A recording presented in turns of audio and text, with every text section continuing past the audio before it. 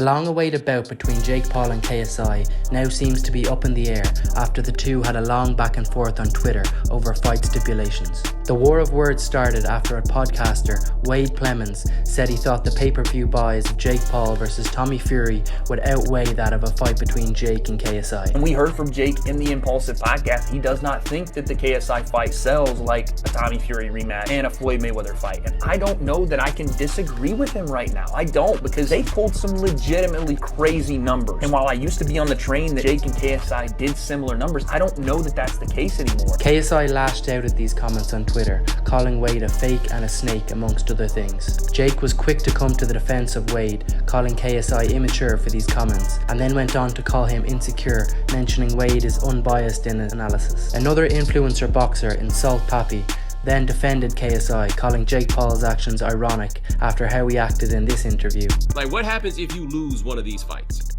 I don't plan on losing, I don't train to lose. Maybe that, I feel like that's probably like your mindset. A lot of people try to project their mindsets onto me. No, ain't no projecting of a mindset. My question is, this is work because we're all surprised that you keep winning these fights, right? But if somebody does beat you, how much interest stays in this when it stops being surprised? They won't. And I'm gonna be honest, bro. I don't know who the fuck you are. My PR team set up this interview. All I know about you is that people don't like you. KSI is set to fight Joe Fournier in May, and he's been very vocal about his thoughts on Fournier's skills compared to Jake Paul. Fournier, he just quite simply has the experience. He has way more experience than Tommy and Jake.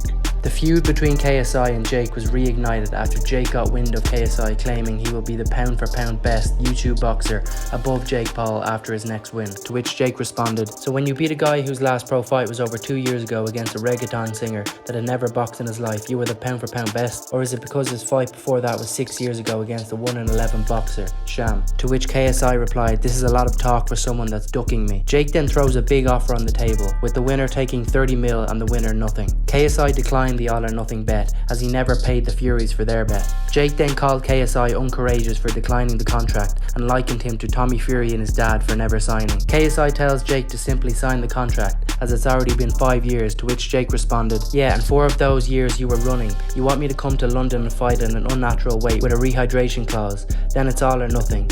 Or be the man, take the fight without rehydration clauses, 185 50-50. KSI then claims it's his terms because he's now the A side. Jake Paul says KSI ain't shit and that he's just all cap. KSI then goes on and continues to tweet mocking Jake for losing to Tommy Fury and posts a video of Jake originally agreeing to his terms. We'll probably end up at light heavyweight at 175, and that's, where I should be. KSI, I will come to London. I will weigh 180 pounds for the fight. You could be the A side. Okay. Look out, he hasn't seen. Few moments later. So you would like a meet in the middle for KSI? You would meet in the middle, like 180? 185. Wait a minute. KSI, I will come to London. I will weigh 180 pounds. I will weigh 180 pounds. Stop the cap.